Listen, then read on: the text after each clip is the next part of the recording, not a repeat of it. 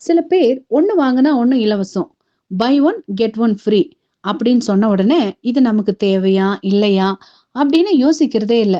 அந்த இலவசத்தை எப்படியாவது வாங்கிடணும் அப்படிங்கிற எண்ணம் தான் தலையில ஓடிட்டு இருக்கோம்.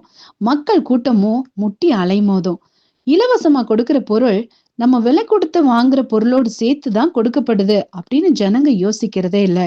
சில வியாபாரிகள் சொல்லுவாங்க, இந்த குறிப்பிட்ட நாள் வரைக்கும் தான் இது இலவசம் அப்படின்னு சொல்லி ஜனங்களுக்கு பிரஷர் கொடுப்பாங்க. எப்படியோ சாதுரியமா இந்த காரியங்களை சொல்லி ஜனங்களை அவங்க கிட்ட வரவழைக்கிறாங்க. ஒண்ணு வாங்குனா ஒண்ணு இலவசம் அப்படிங்கிறது வியாபாரத்துல மட்டும் இல்லைங்க, வாழ்க்கையிலும் சில சமயங்கள்ல இதுதான் நடக்குது. ஒரு உதாரணத்துக்கு, ஒரு சிஸ்டர் சொன்ன காரியம் ரொம்ப அழகா இருந்தது. அதை நான் எழுதி வச்சிருக்கிறேன். நான் சொல்றேன் கேளுங்க. கோபத்தை வாங்குனா ரத்த கொதிப்பு இலவசம், பொறாமைய வாங்குனா தலைவலி இலவசம், வெறுப்பை வாங்குனா வேண்டாத பகை இலவசம், கவலைய வாங்குனா கண்ணீர் இலவசம். பாத்தீங்களா? வேதமும் இதைத்தான் சொல்லுது.